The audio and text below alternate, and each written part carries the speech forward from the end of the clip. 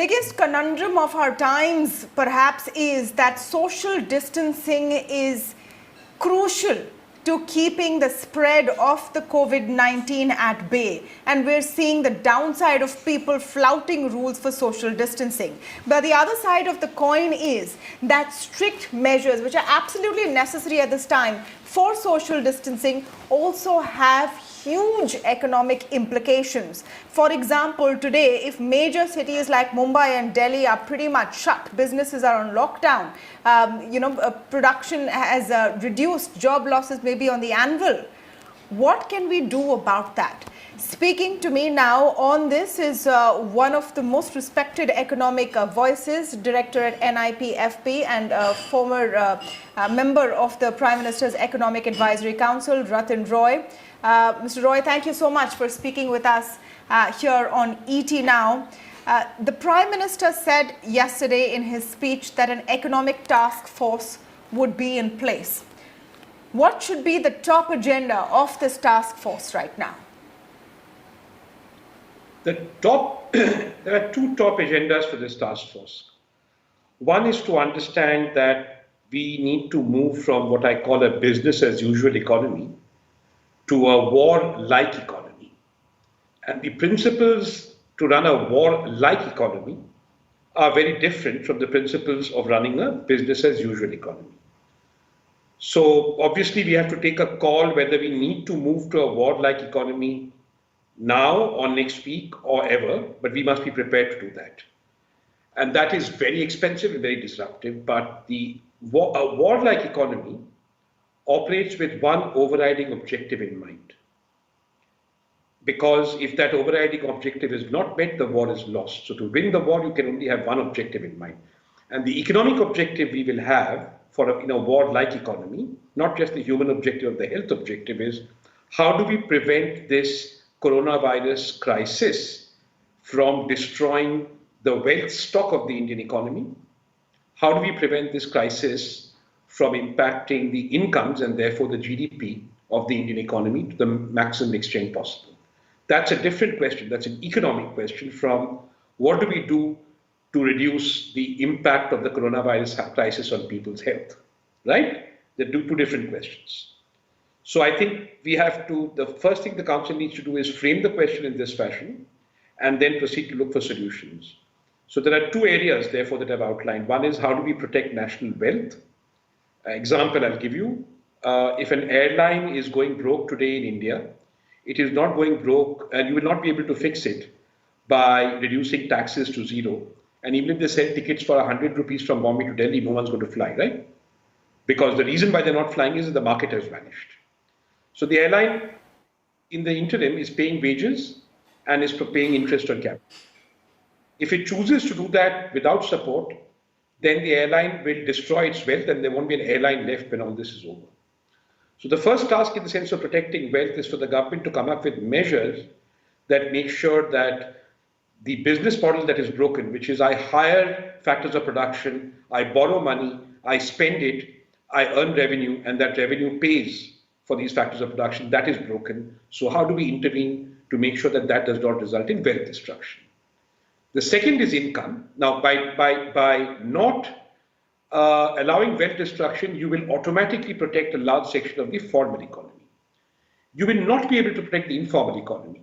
The second question that becomes, which is a much more difficult one, for example, 13% of the total employment in this country comes from construction.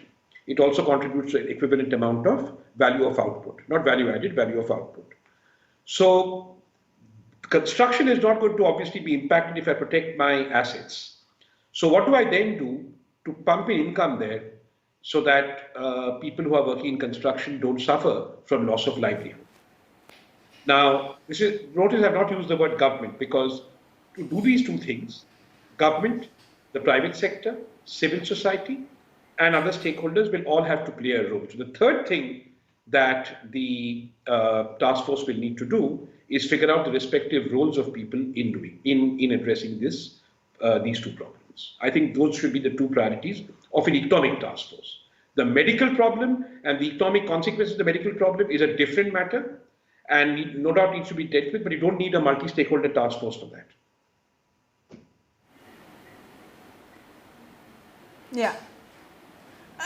So the question is about when. A lot of the commentary has been that nations across the world seem to have already unrolled and outlined their economic measures, whether it's the US, whether it's Canada, actually nations across the world. We seem to be still waiting to assess the situation. Now, we've been, some would say, ahead of the curve or on track in terms of measures to avoid the spread. Looking at our numbers of those affected, do you think we're behind the curve on economic solutions? Absolutely not. In terms of the economic measures that the government has taken, these are basically two things. They are precautionary measures, and then government has indicated its willingness to intervene to handle short-term measures that need to be taken as long as this crisis stays in phase 2 and does not sort of move into a phase 3 crisis.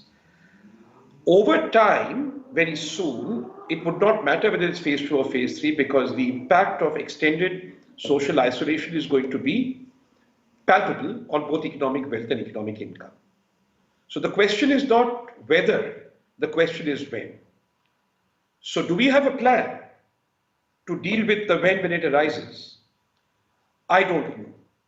But I would, I'm not being privy to these conversations. I hope there is one being formulated, but I would urge government that it be formulated bearing in mind that we are transiting from a business as usual economy to a war-like economy. We are not trying to protect a business as usual economy when the when happens. We are trying to move from a business as usual economy to a war-like economy with the two objectives there. I said protect wealth and protect the incomes of the poor and vulnerable. And therefore we need strategies for that.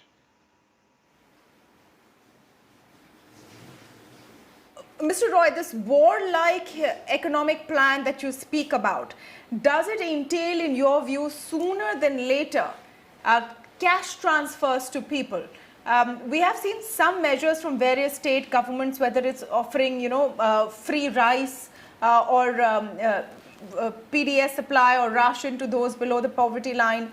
But will we have to now go beyond that as we expect everyone to lock down, stay at home, including many in the informal economy? Cash transfers are very important, and of course we must consider them. But more important is to think of cash transfers not as cash transfers per se, not as Victorian charity, but as income support. Again, I go back.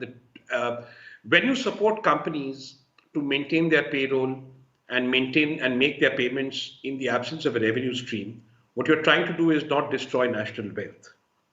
When a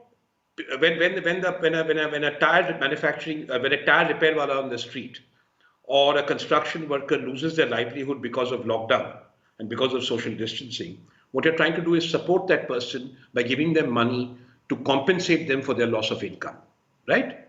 So it's not a cash transfer, that's only a modality. It's income support. I'm very encouraged from what I see on the channel that the government is actually using words like wage support. Yes, of course, these are feasible with one caveat. The supply chains have got to work. If potatoes that today cost 30 rupees, suddenly because of supply chain disruption, the price shoots up to 300 rupees because fewer potatoes are coming to the market, then someone like me will elbow out the person in construction because we will pay 300 rupees. The fact that we have supported their wage when potatoes cost 30 rupees will not enable them to afford potatoes at this new price. So we have to pay very, very careful attention to the supply chain as well when we provide income support through whatever modality. And the decision whether to provide support directly in kind in terms of food or whatever versus to provide income support depends on your confidence regarding the supply chain working as it did in the business as usual economy.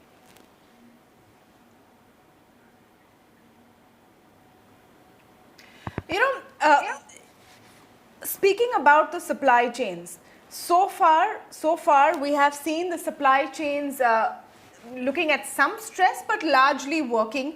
Most of what we see is people trying to hoard in cities, in smaller pockets. What can the government really do to ensure the supply chains work even as we go down this path of extreme social distancing?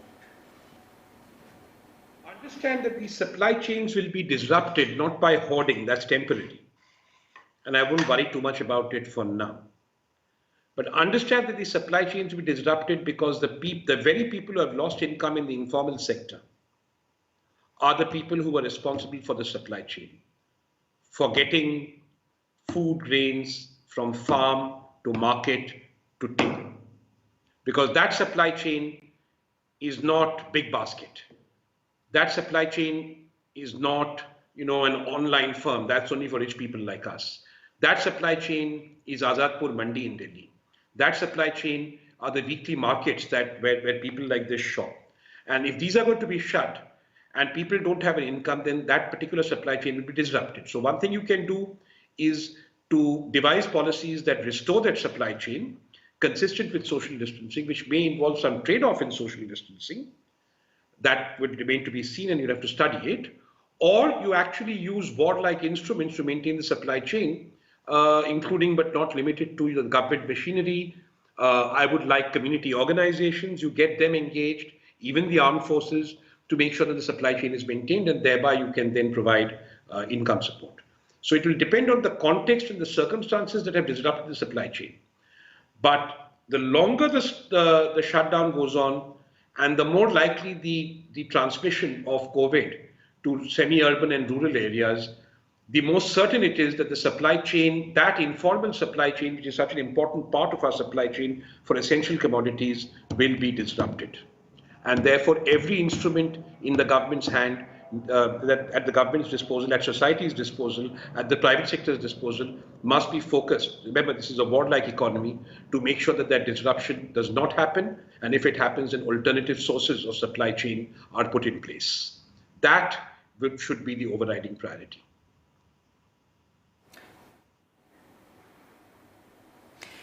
How long do you think we can sustain this kind of a situation, Mr. Roy? Because, we're at stage 2. We don't know if we're going to get to stage 3. Hopefully, we will not. A lot of medical experts I speak to say that it's a matter of when rather than if.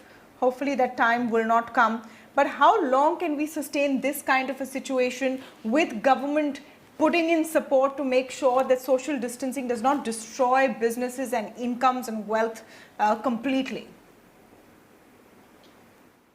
I'm, of course, assuming that we will enter phase 3, otherwise we will not make this move. I'm not saying we will make this move to phase 3. I don't know enough. I'm not a health expert. But we must have a plan when we move to phase 3.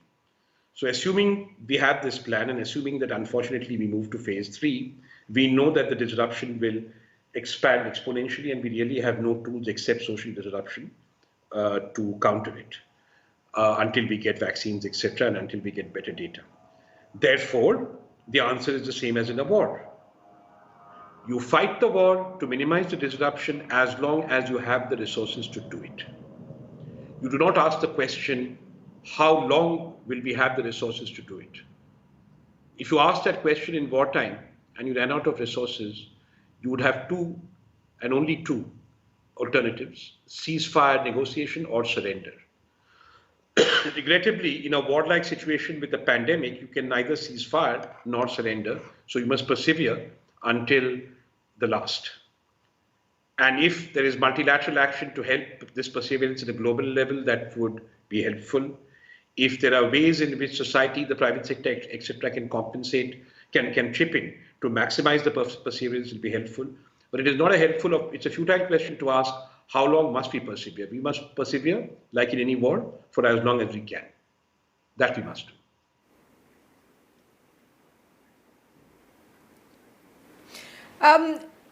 Let's just talk about, if there is a silver lining at all. For several businesses, small businesses, large businesses, they're looking at how this new reality can throw up new ways of doing things. If I were to extrapolate that to the Indian economy and the way we run the economy, do you think there is any opportunity there in terms of relooking at maybe our social sector, our health infrastructure, in our dependence on China, etc., for certain inputs?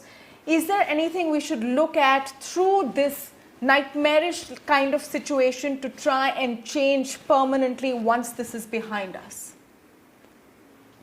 We have to focus immediately on the immediate problem. And the immediate problem is to make sure that we protect wealth and income. We have already discussed that, and that we are rapidly able to build up our pandemic resisting capability. And I think we should focus on that. Whether or not, of course, it will contribute to GDP, but rapidly building up our transient pandemic resistant capability in the healthcare system again means, like in a ward-like situation, that when I try and build hospital beds, I don't just build a hospital like I did in business as usual.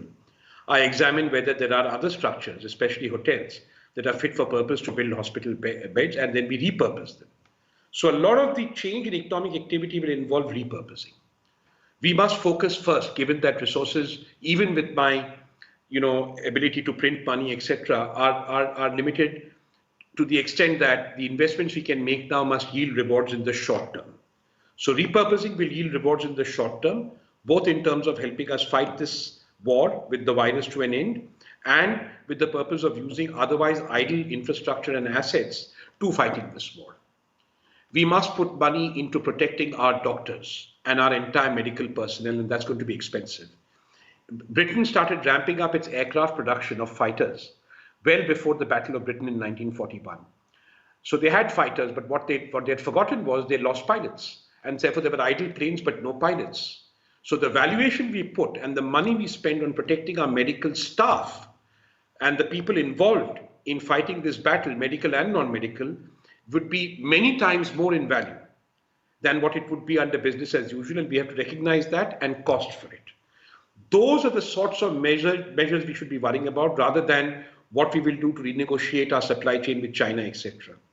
This is not; those are things that will happen in the medium term, but we have to buy ourselves the breathing space to execute those measures. So therefore, we must use the resources we have now to execute measures to fight the virus, to repurpose the economy to fight the virus, to protect national wealth, and to ameliorate the suffering caused and the supply chain disruptions caused and the human suffering caused by the disruption of the livelihoods of people who work in the informal sector as a consequence of social distancing.